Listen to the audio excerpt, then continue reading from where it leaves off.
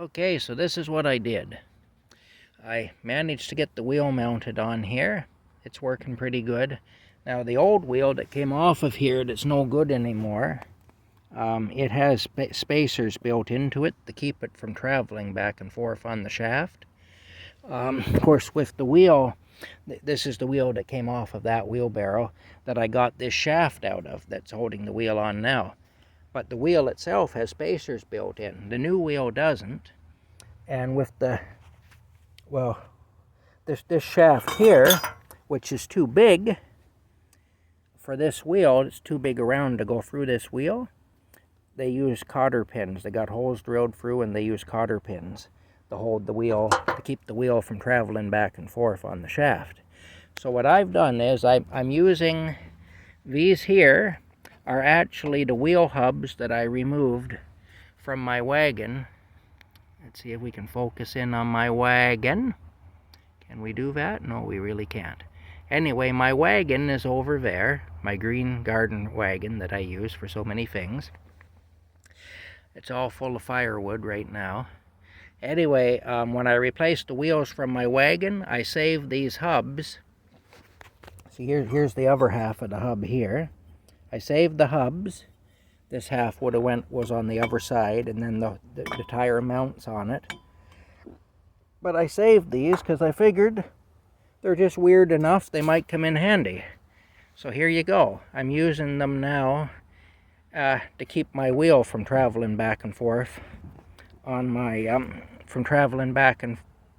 forth on the axle shaft, to keep it going nice and steady and to keep it centered. Now I had to turn these around because there wasn't enough room for these.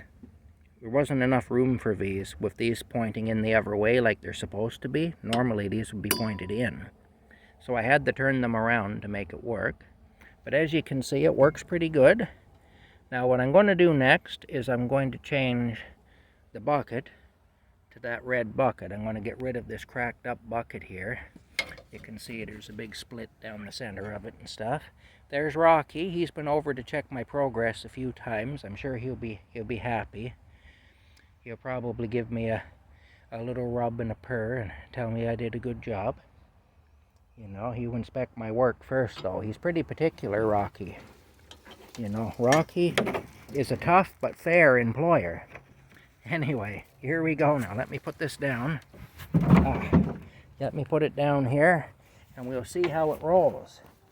Oh, well, look at this now. It rolls nice. I'm holding it only with one hand and I'm balancing the other one on my leg. So it's a little bit not controllable for that reason because I'm holding the phone. But you can see it does roll. If I'm holding on to both handles, it'll roll good. Anyway, now I got to change the tub out. I'm going to put this good red tub that has no cracks in it. And is actually a little bigger, I think, too, than this one, maybe. It's either the same size or a little bigger, I'm not sure. It might be the same size. Anyway, I'm going to change the tub out next. Alright, look at Rocky. Isn't he cute? Hey, how you doing, Rocky? So that's what's happening. We'll talk to you all later. Bye for now.